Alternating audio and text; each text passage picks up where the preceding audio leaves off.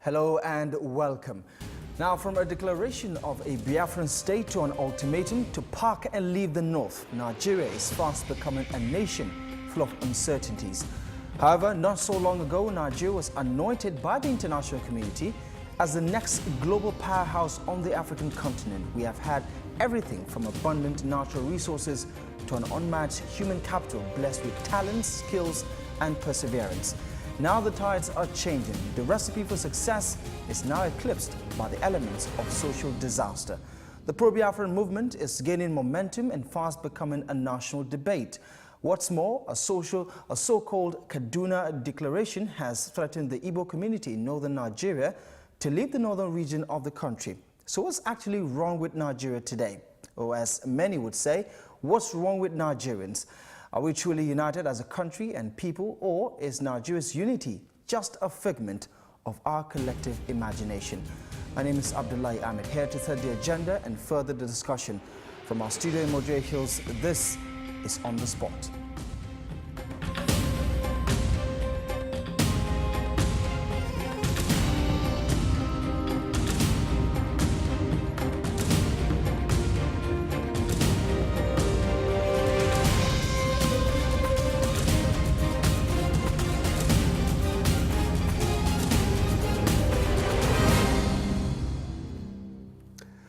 Welcome to the program. Now let's kickstart the discussion. Join us on the spot at this hour is Dr. Agoso Bamaiyi. He's a writer and a publisher and always our go-to guide when it comes to public commentary. Doctor, thank you very much for joining us on the program. Thank you for having me after a while. Yeah, definitely. It's been a while. Yeah. Okay, Nigeria is in a very, very critical, crucial, very dire situation right now. I mean, we're quite used to the Biafran core for quite some time, but something about the current momentum is gaining traction, not just on the Nigerian platform, but of course across the continent, indeed the world over. And as a reaction to that, a Kaduna Declaration gave Igbos in northern Nigeria, despite the condemnation, it is something to make sense of. Just wrap things up for us with regards to how we got to where we are today and why this so-called Biafra movement is beginning to, tear us apart. Yeah, right now we stand on a precipice, and it's not just the Biafra issue and the declaration, the Kaduna Declaration. It's just an addition to a compound mix of issues. You have Boko Haram, which is ongoing. They seem to be coming back a little stronger in recent times, the attacks in Maiduguri. Then you also have the Niger Delta issue, that is still ongoing. And then you have the Biafra issue. We've had the Biafra issue for a long time, only that in recent times it's become more pronounced, and it's gaining prominence. So, like I said, we stand on a precipice, but we didn't just find ourselves there. We actually walked to that precipice. There's nothing wrong with Nigeria as a nation. The natural resources are there. The people are intelligent, enterprising, hardworking. If we put our minds to do something as Nigerians, we do it very well. In fact, we're one of the best human resources in the whole world. You have Nigerians around the world doing extremely well in different countries. We stand with the tallest and with the best, anywhere we find ourselves. But somehow, back home, we've not been able to organize ourselves properly, economically, socially, and politically. And those three areas right now are in a mess. As a result, you have these agitations. Mainly, the problem with Nigeria is the structure that we operate. There's something fundamentally wrong with the structure of Nigeria. But what could that be? I mean, we've been operating with this federal system of government for quite some time now, and some things appear to be working great. To be honest with you, it has never been that good right from the beginning. Because, you see, Nigeria is what I would call an artificial state. We are together because we were brought together by our colonial masters. It's not a natural marriage. So you can refer to it as a marriage of convenience. But it's a marriage that can work if we really want to make it work. But that makes the case for people who are calling for the state of Biafra. They say they were forced into this. Nigeria was never their idea. They never wanted to be a part of this country called Nigeria. Doesn't that make the case for them if we all agree that we were amalgamated by force or by the idea of the colonial masters? Doesn't that make the case then for the pro-Biafra agitators? No, it doesn't. Because when all these things were done and signatures were taken, among the nationalists were Igbo people. And these nationalists were very eager for the Nigerian nation. You would remember what led to the agitations for Biafra started in the events that led to the Civil War. And we see those sort of things, beginning to repeat themselves right now. The Araba cries, following the Major Kaduna Nzegu coup and how lopsided it was, some northern elements within the Nigerian army decided to take revenge. And that led to a lot of bloodshed and attacks against Igbos. And there were cries in the north, Araba, and all that. We know how it ended.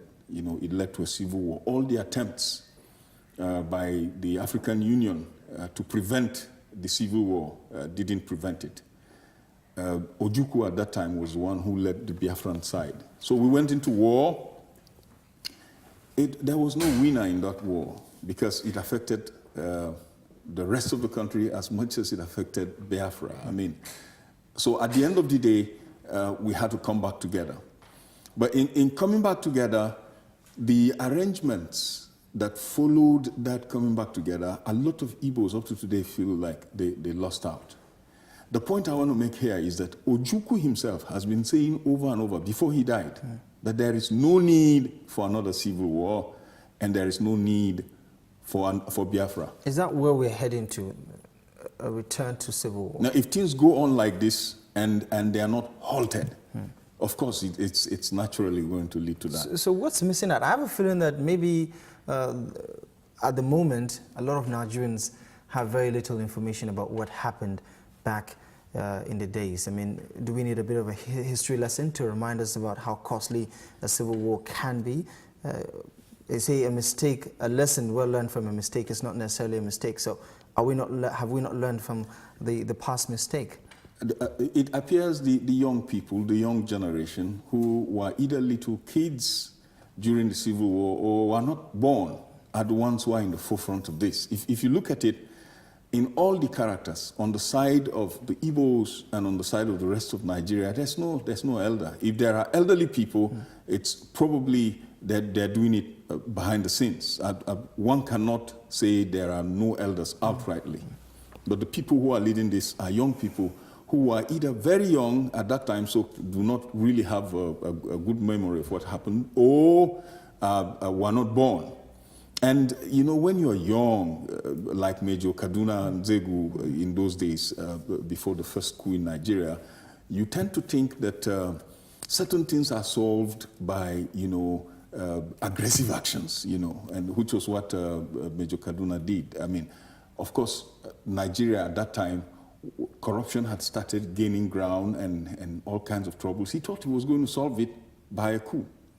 And what happened was it aggravated the situation of Nigeria. Do you sense a similarity between the situation back in the days? I know we're talking about a military coup and the current situation right now with the agitations and then the reaction it is getting from different parts of this country. Is there a similarity between some of the key issues as to why Ojukwu wanted Biafra in the past and why the likes of Nnamdi Kanu want Biafra now? The key issues are the same, actually. Before the Kaduna Major Nzegu coup, there were corruption had started coming into the polity and gaining ground, and we have issues with corruption right now. And then certain sections of the country felt marginalized. They felt left out because of the structure, and we're still operating the same structure. And there are sections of this country who legitimately feel marginalized. We need to address it. Let's not wave it off and say, just leave them, let them say whatever they want. No, the truth of the matter is, given the current structure as it was then, there are sections of the country that are truly, truly marginalized. And we should start to listen to people like the former Vice President, Alhaji Abubakar, sorry. Yeah, it's the new Waziri. Waziri. Yeah. Yeah, that's what I wanted to remember. And congratulations for that title, Waziri. I understand he's the second in command in the Lamido Emirate. Exactly. That's a great honor for a great Nigerian. I have listened to a lot of leading Nigerian politicians, senior politicians as well as the young politicians. This man is one of the few people who is speaking sensibly. And unfortunately, the country is not listening to him. He's been talking about the need for us to restructure. These cries of marginalization are not a figment of the imagination of some section of the country. They're real. There is a way we can operate in Nigeria that will take away all these cries. And it's the sort of things you find in other parts of the world. Take France, for instance. How many people know that Monaco is a kingdom? It's an entire kingdom on its own. It has its economy, it has its politics, it has everything, but it is within France. In fact, it has its own football team. But when it comes to national games, they present the French team. They do not present a Monaco team, they present a French team. Spain, for instance. Catalonia is an autonomous section of Spain. But it wants independence. It wants independence, but it's not going about it the way we're going about it here. It wants a referendum to decide whether they want to go on their own or they want to stay. But the point I want to make is that these countries, a lot of these countries around the world, are not a single entity like we think. They are different entities and nationalities that came together. But they operate a system in which you have control of your resources and you also decide your political style, your political destiny within the arrangement at the national level. And as a result, you can stay at the local part. You can stay in the region and be relevant and don't have to struggle so hard to be at the center. In Nigeria, political appointments at the federal level, political offices, elective offices at the federal level are do or die affairs. Yeah, because once you get there, you control resources, you control power. But we can devolve these powers to the regions and take away this desire, this do or die desire to be at the center. And as a matter of fact, it will even help Nigeria to develop faster because you are going to be developing at the regional level or state level based on your specialization, on your area of strength. So the Igbos, for instance, would take technology, for instance. They do very well as far as technology is concerned. In the north, we can specialize in agriculture. Our strength is in agriculture. So the Igbo person brings his goods to the general market, the Hausa person brings his own, the Yoruba person brings his own. We do business together, we live together. We have a center that controls defense and other important national issues. But the majority of the things on the exclusive lists should be carried out by the states and the region, not the federal government. We have a situation where we have a constipated federal government because it is eating too much. In fact, the federal government has bitten more than it can chew. There's a lot of things and that the federal government is responsible for, and these things are so many that it is not good in any. It's not good, it's not effective in any.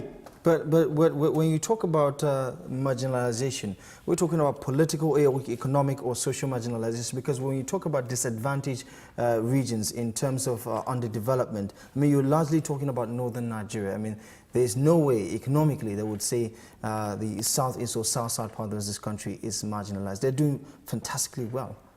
They will tell you they are marginalized. And if you look at their argument, you will see some sense in it to a very large extent. The reason is the federal government controls everything. And at the federal level, they have very little representation right now. That's a fact of it, at the federal level. And because the federal government is responsible for everything, controls resources and all that, if you are not represented there, you feel marginalized. That's why we are saying, let powers be devolved to the regions. Let them be given back to the regions so that you can take care of your economic destiny, take care of your political destiny, take care of your wealth, and not feel the need to be at the center. Some would say we'll be feeding the monster if we agree to restructure Nigeria in that particular form, because what would stop them from getting Biafra if the powers that be belong to the states? They won't get Biafra. I'm telling you this. Take the United Arab Emirates, for instance, where you have Dubai. I mean, a lot of people think Dubai is a country on its own, but it's not. It's like a state, you know, making up the United Arab Emirates.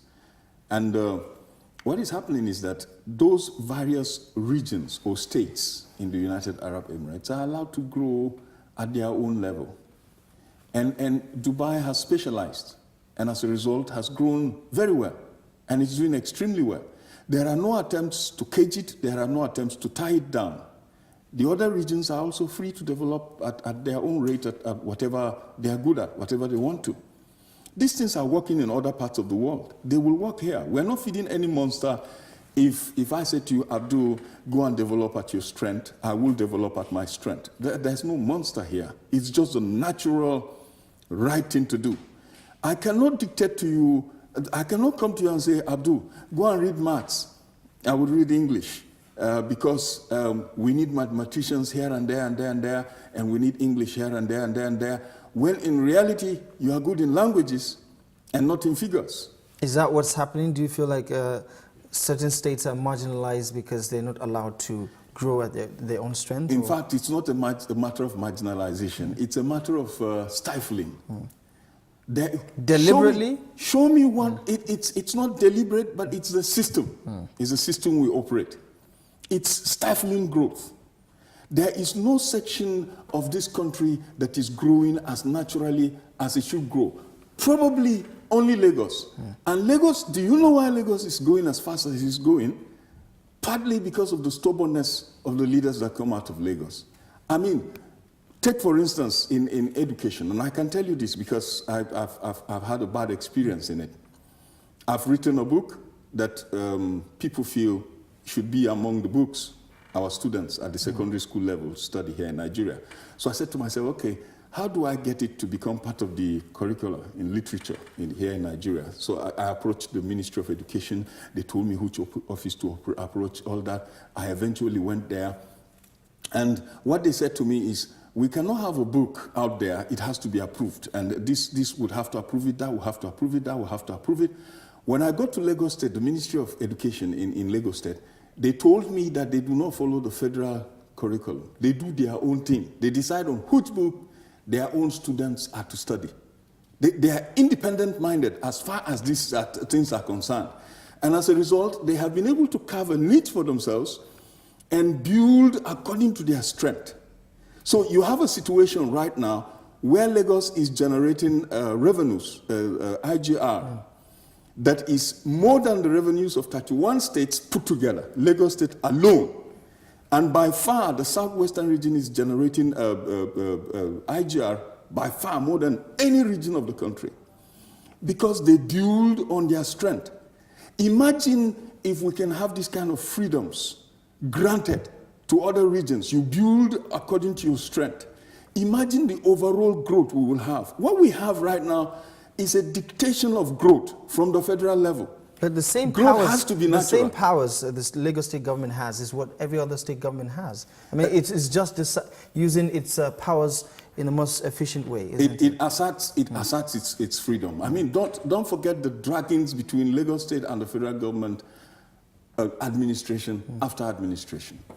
A classic case is the one between Tinubu, when Bola Tinubu was the governor of Lagos State, and Obasanjo, when Obasanjo was the president of Nigeria. It was so bad that Obasanjo stopped the statutory allocations of Lagos State for, I think, about 3.5 years. Lagos State went to court, got an order for the federal government to give it its statutory allocation. The president just ignored it. He disobeyed the court order. And so for part of his tenure in office, Tinubu was not getting anything from the federal government. And yet Lagos survived. Lagos survived. Fashola came in, and Yar'Adua took the lump sum money and gave it back to Fashola those 3.5 years. And Fashola had a lot of money to turn around Lagos. And he turned around Lagos drastically.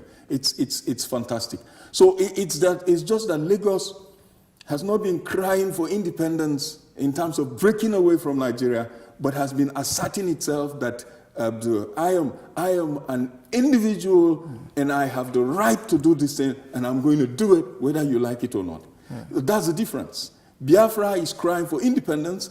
Meanwhile, they are not doing anything to develop themselves economically, because in the statistics released by the Ministry of Finance, the eastern region of Nigeria is doing better than only the northeast. And the northeast has been at war. So they're not really doing much to develop themselves. They are waiting. If they gain their independence, then they're going to do it. It's a mistake. Lagos is doing it, and Lagos is moving. The southwestern region is doing it, and they don't make noise about war. They don't make noise. They know that peace is important. If we have peace, then we can develop. So they emphasize on peace. They do the necessary things to have peace, and they are developing. We need to learn from this. Okay. I mean, there's a problem with the message, a call for Biafra. There's a problem with the messengers. I mean, what they stand for, what they represent is something we cannot afford to accept. I mean, they're not going about it diplomatically, and the kind of reaction they're getting is the one that we don't expect to see happen in Nigeria, because it furthermore escalates the division and the polarization of the whole situation. I mean, the Kaduna Declaration giving the Igbos in northern Nigeria just 3 months to vacate or park and leave, basically. I mean, this is the kind of reaction we're going to continue getting if the issue is not finalized or settled,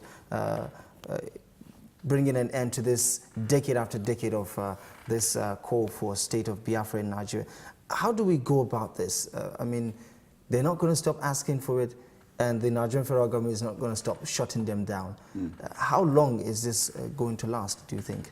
It won't last indefinitely, certainly. It's going to get to a point where something will give or something will break.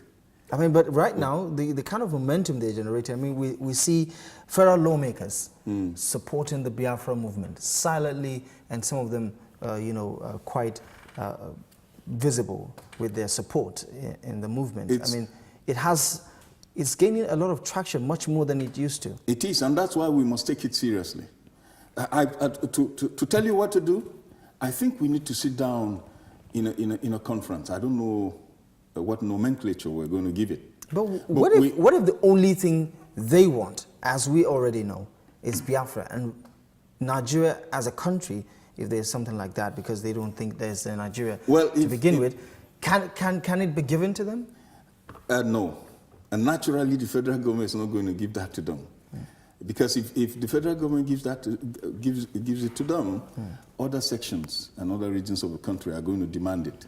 So naturally, the federal government is not going to give them that. And personally, I don't support that be given to them.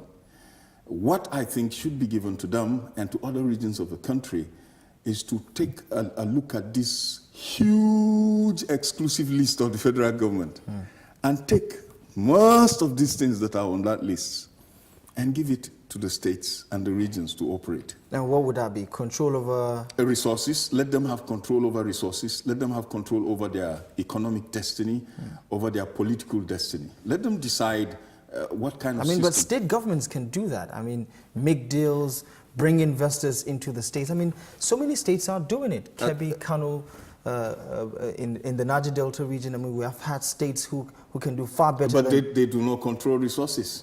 The situation we have here is that the resources are controlled by the federal government.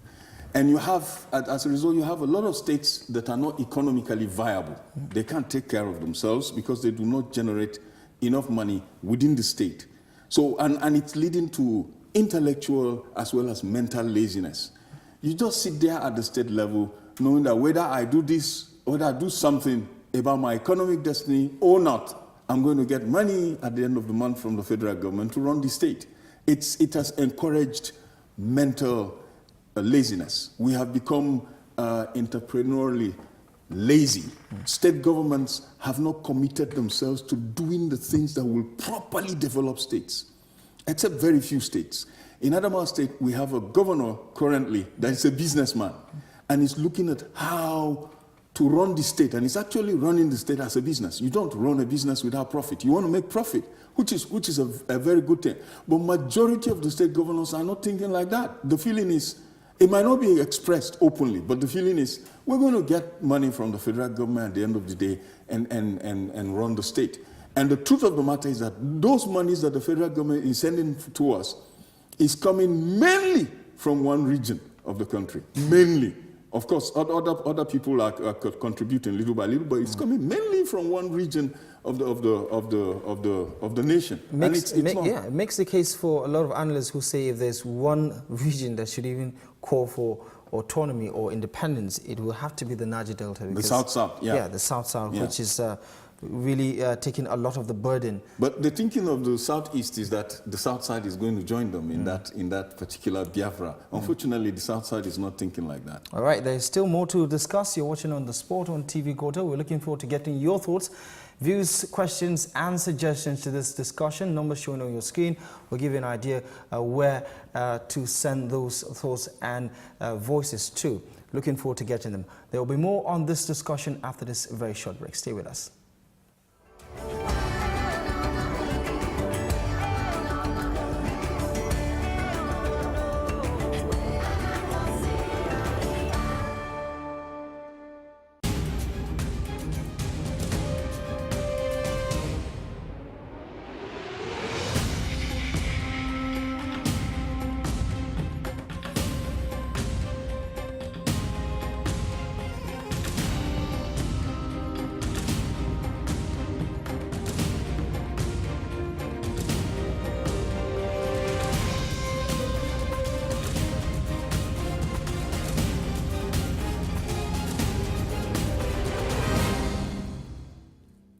Welcome back to On the Sport on TV Gotel. We're discussing saving Nigeria's unity. There's has always been a call for the creation of a Biafran state in the eastern or southern part of this country. But of course, there is also a very, very certain reaction, a call by a certain Arewa youth group calling for the Igbo community in Nigeria to, vacate or leave the northern region in 3 months' time. Well, that has awakened a national debate about what can save Nigeria's unity. Dr. Agoso Bamaiyi, a writer and a publisher, has been discussing this trending issue with us on the spot today. And we're looking forward to getting your thoughts, views, suggestions and questions to this discussion. Numbers showing on your screen will be the guide to where you can send those thoughts as well as questions to. Looking forward to getting them as always. Doctor, is it time we have a referendum once and for all on this matter? Because that is the only political option to silence this so-called Biafra movement? No, I don't think we should have a referendum. Why not? If we have a referendum in these current circumstances, it will be manipulated. It will be manipulated. For or against? On both sides.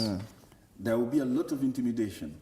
You will have gangs coming out in Biafra trying to force people to vote against their conscience. There would be a lot of Biafrans who would want to stay in Nigeria. I dare say majority of Igbos would like to stay in Nigeria. So then if there's no political solution to this, No, I didn't say there won't be a political Because solution. a referendum would perhaps be the only political Later solution. we can get to a referendum. I think we need to work on a restructuring.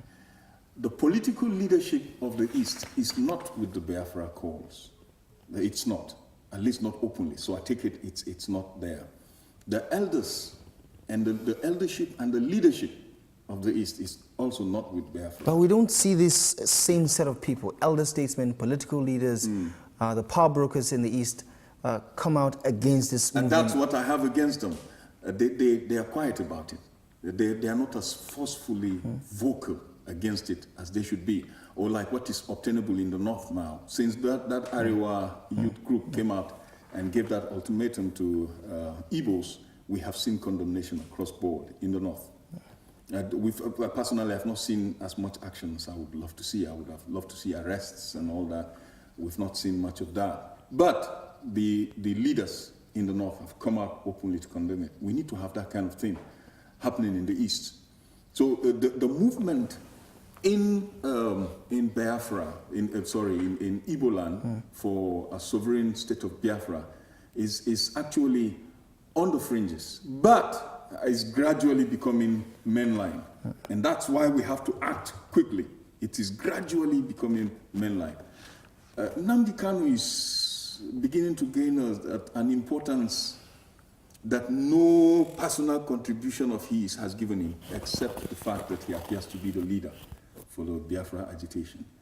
I wish he were like the other Kanu Nwankwo, who is a hero, has contributed to Nigeria, his footballing skills, etc., etc.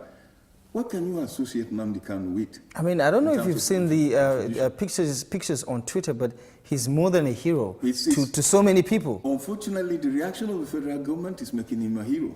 Unnecessarily. He's not a hero. What has he done? He's not a hero in any way, but we're giving him that. Gradually, he's becoming a hero. He's becoming important. Because we have allowed this issue to fester and fester and fester for too long. Let's listen to people like Alhaji Atiku and sit down and look at how we can restructure Nigeria. We might not do it completely at first. Let's try with some aspect of it, then we add to it, and gradually we make the federal government leaner and therefore smarter, and we make the regions stronger and better. I mean, if we do that, and then the call for Biafra continues, I mean, which of the voices do we listen to? I mean, the powers belong to the states now, or the regions now. So one region cannot shout or keep the other region in check because they don't actually have the powers to do that. If that goes on, then we go into a referendum. I mean, we cannot stay together if eternally you want to go. But what I'm saying is, let's try these other things, because the cause of this is the feeling of marginalization. And the federal system we operate in Nigeria encourages that feeling. That's a fact that we cannot run away from. When you have a president from a particular region, he surrounds himself with people from that region.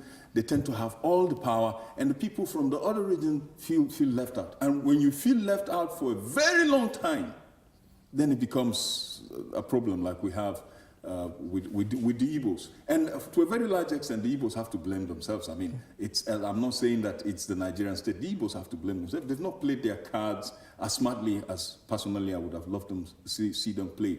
They are not as united as they should be. When the Senate presidency was given to them, within a short time, we had about 8 or so Senate presidents coming from the same region. Look at this one. Saraki has been the Senate president in this 8th assembly, and there has not been any move or anything to impeach him. The same thing with the speaker. Dogara has been the speaker, no move, nothing to impeach him for 2 years now. And it's likely they're going to continue up to the end of this particular term. Not so with the Igbos when they had that chance. They were fighting each other, pulling each other down. And that's a problem with Igbo. There appears to be some sort of unity with this Biafra movement. I mean, a lot of Igbos. Among the young people. Yeah, exactly. Well, they're still Igbos, they're still Nigerians, they're still significant. Among the young people. See, the thing is that my fear is, even if we come out today and say, okay, you can go have your nation and all that, Biafra is going to descend into war quickly. It will become like Southern Sudan. The reason I'm telling you this is, every Igbo man that sits on a couple of millions feel he has the power to rule.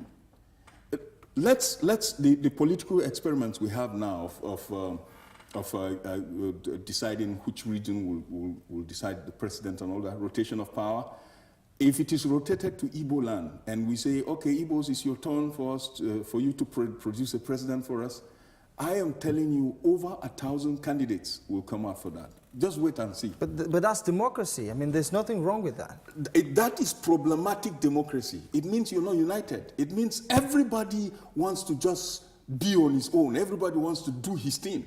I am telling you that within Biafra, if this is granted to them, there will be people who will get up and put some letters together and create the name of a particular region within Biafra and say they want to go out too. It's an attitude. Yeah, but then again, it fits into a narrative that says that the rest of Nigeria has stereotypically labeled that particular region as, you know, a not so politically matured region. Remember that the first president of this country was an Igbo man. That's right. It's not a labeling without basis. Yeah. I mean, doesn't it appear that we're prejudicially victimizing them? No, we're not. Or judging them, rather, saying that they don't have what it takes to provide a leader. I mean, the first president of this country was They do have leadership material. The leadership. They have shown leadership in business and in entrepreneurship. They've shown a lot of leadership in that. But politically, they're not united. That's the truth of the matter. And it's not just labeling. I mean, they have given the rest of Nigeria reason to think like that. Because I just gave you an example of the Senate presidency, for instance. Which region of Nigeria suffered that kind of thing, except the Southeast? So my point is they've got, as much as Nigeria itself has got to put its house in order, the Southeast has got to put its house in order. We all have attitudinal problems, and that is affecting us, the way we look at each other, the way we operate towards each other. And I'm saying that Biafra thinks that, the Southeast thinks that breaking away and having Biafra will solve its problems. I am telling you that given the current obtainable attitude in the Southeast, it is going to that will be the beginning of their problems. There is a problem, but creation of a Biafran state is not going to solve it. It's not going to solve it. That's the point I've been making since in the beginning. It's only now you're understanding it, Abdul. Okay. Right from the beginning, that's what I've been saying. There is a problem, but Biafra, creating a Biafran state, is not going to solve it. All right, so let's just get some outside perspective on this one. Some text messages coming in. This can take us back to where our forefathers are talking about the first prime minister as well as the president then prevented us from.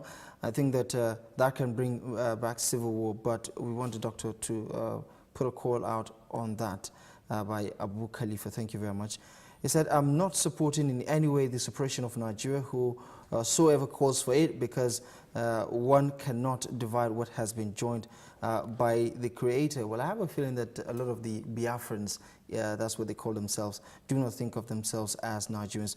Well, it says through marriages, traveling, education, and so far a century from Hassan Jimeta. I don't think the creation has reached a century yet, but thank you very much. Nasser Musa Kaka Gembu says, my fellow Nigerians, what peace can't bring, violence cannot bring either. Living together is the best to create a good image of Nigeria. Let's not, the message is incomplete, but thank you very much. Dr. Agoso is making a point. I pray it gets down to our so-called leaders. Joshua Dizira, thank you very much for your contribution. Early 60, those who represented northern interest in the federal government were Al-Haji, this or that, marginalized some minorities in the north before states creation. If you're not from Hausa or Fulani, you're not a person. We have to face reality. I do not know the point this particular person is trying to make, but I hope we can talk about that. When the Southeast control their resources, how can these link with the federal government? That's a question that's also coming in. So let's just get your quick reaction to some of the contributions we've been getting. When we talk about resource control, of course the federal government keeps a supervisory eye, and then royalties are returned to the center. So it's how much power should the federal government have in that restructured framework? It's going to be in control of defense and security.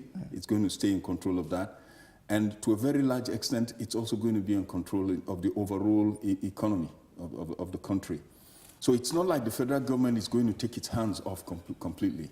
It's going to supervise, keep an eye on this. There's a current arrangement in Lagos State that is bringing a world-class city out of the Atlantic for Lagos. They call it the Eco-Atlantic City.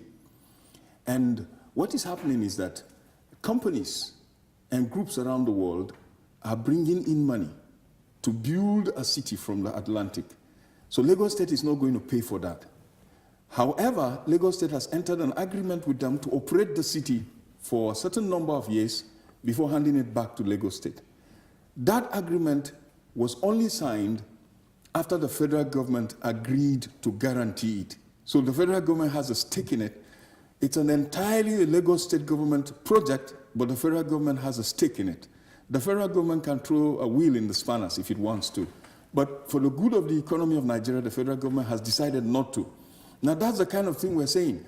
Let regions and states be free to reach these kind of agreements, but with the guarantorship and supervision of the federal government. And of course, royalties will be paid back to the center. That's the way it's done all around the world. In the United States of America, that's the way it's done. Texas controls its oil. It enters into deals with companies around the world as far as its oil is concerned, and it pays royalties to the center.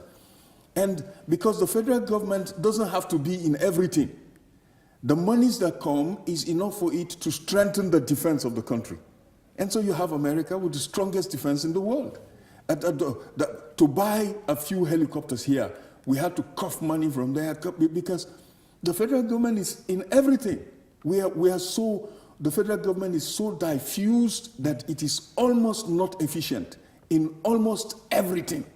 You know, we need to take away these things, education, health, etc., etc. Give them back to the states and the regions. Keep a supervisory eye. Provide the standards at which every doctor, whichever region he works, must reach that standard before he's certified. And provide the guidelines, the operational guidelines. Keep a supervisory eye. But don't bring in everything and say you're going to control everything. It has led to intellectual laziness. And as a result, the kind of creativity we need to see to keep Nigeria moving is not really there. At the state level, everybody is just relaxed. We're going to get it from the federal government. And the federal government is not making enough money. So, yeah, there's a particular point one of the people who sent a message made that I want to emphasize. Nigeria is a lot better with all of us together. Because none of us is sufficient in himself.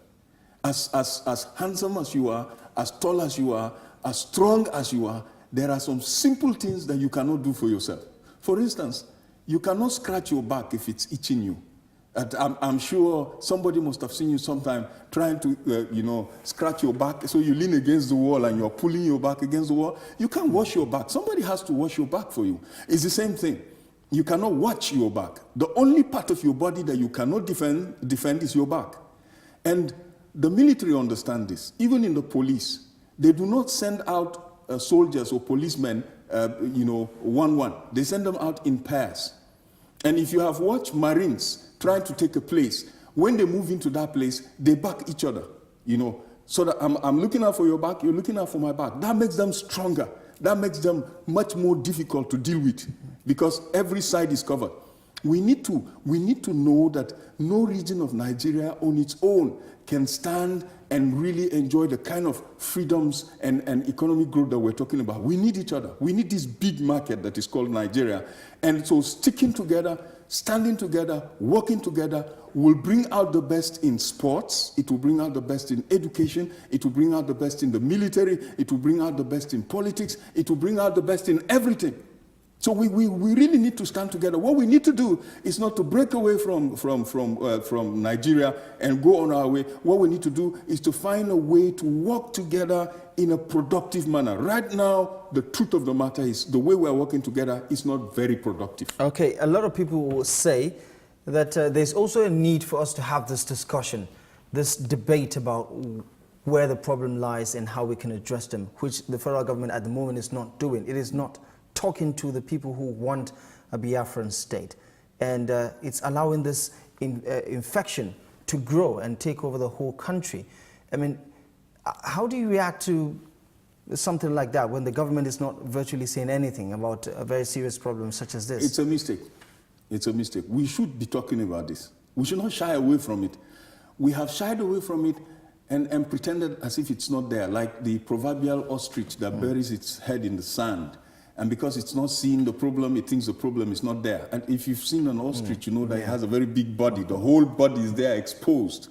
And yet because the head is in the sand, it's not seeing the problem, it thinks the problem is not there. And we cannot wish this problem away. We can't wish it away. We have to talk about it. We really, really have to talk about it. Myself and some of my Igbo friends, we're already debating this, you know. And sometimes the debate gets very hot, but we need to debate this. We need to talk about this. Let's not run away from this. Let's talk about it. And it's in the midst of the talk that we will find a system that will work for us. Obviously, this system hasn't worked. It is not working. We have to find a different system. Is it not working for all of us or for some of us? In fact, it's not working for all of us. Those who think that they are benefiting from this system would benefit more if we had a different system. Okay. Imagine a country that is working on all fronts, that you have a high standard of living, that you don't have to be a millionaire to have a high standard of living, that you are eating the same quality of food as a poor person as the president is eating. Maybe it's the cutlery and that it is set on that is different, and the environment, but the same quality, everything. Electricity working, education working, everything working. You don't need to embezzle to get those things for yourself. Right now, you want electricity, you have to provide it for yourself. Everything you have to provide for yourself. So people embezzle to meet that standard. Imagine a country that is working so effectively. We're producing things and the world is buying. We're one of the top 10 economic powers in the world, and everything is moving. All the regions of the country will be relaxed. We will all be happy for it. So even if you control resources right now, you are controlling resources sitting on a time bomb.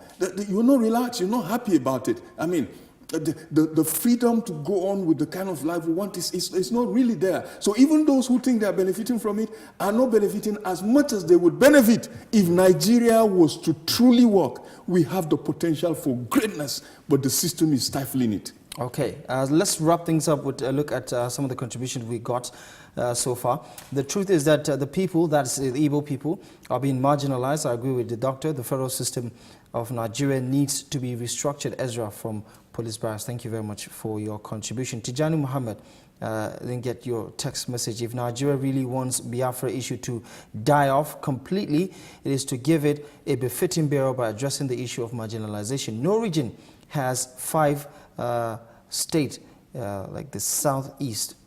Okay, I think that's the point. He says there's a political solution to this and we need to talk about it. Okay, let's wrap things up with a look at what the some of the Igbo lawmakers had proposed earlier this past week in the House of Representatives, a call for the creation of a Southeast Development Commission. It was shut down. A voice vote in the House of Representatives shut it down.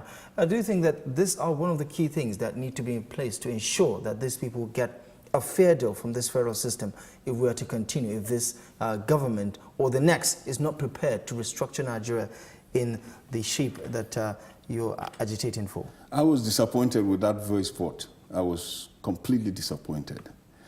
Because, you see, when we talk about developing the Southeast by committing federal resources deliberately to develop it, we are also talking about developing a part of Nigeria. And what they contribute to the center will be enjoyed by the rest of the country. So personally, I thought that they should work on some of the details and not shut it down so completely. It is shut down. You know, you raise your voice and you are shouted down. It's part of the reason why some regions of the country are complaining. And it is being perpetuated by the kind of attitude you have in the legislature. It's not good. It's not good. We should stop shouting down at each other. Right now, we're not really talking to each other. We're shouting at each other. Hey, give me Biafra. You know, I say, get up and leave our region. We're shouting at each other. We're not really talking. We're not talking intelligently. And that particular bill provided a platform for intelligent discussion. Unfortunately, it was shouted down again. Can the executive bring this back? I mean, say, okay, we understand the situation. let's talk about it through the Southeast Development Commission. I think that if the executive attempts to bring this back, the legislature will see it as if the executive is going behind them, But would it be a good idea to have something like that put in place? It's a good idea. There are certain policies that Donald Duke, for instance, came up with when he was governor in Cross River State, and he also wanted an economic region that would run on the same foundation that you have Dubai running on.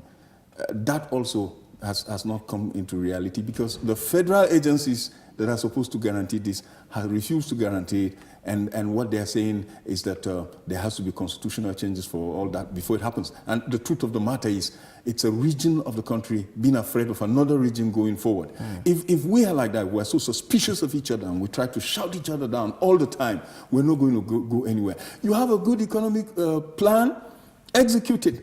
That will stir me to come up with a political economic plan for my own region. Let's challenge each other economically and move forward. As you're doing better, I challenge myself to do better than you. You challenge yourself to do better than me. At the end of the day, we are all winners. Let's stop shouting down each other. All right. A lot of people would say it's a professional, or rather a very sentimental jealousy between the different regions of the country. But some people feel like the North, the South, and other parts of the country have colluded against the Igbo people, but I guess that's another debate for another day. Dr. Agoso, thank you very much for joining us in the program. Thank you for having me. These issues are so broad and so important that we can't deal with them in one program. We have to keep talking about them. Thank you very much for joining us in the program. We appreciate you for coming. And this is where we draw the curtains on today's edition of the program. Don't forget, On the Spot we'll be back exclusive on TV Gotel. My name is Abdullahi Ahmed. Thank you very much for joining us on the program. We're looking forward to seeing you next time. Goodbye.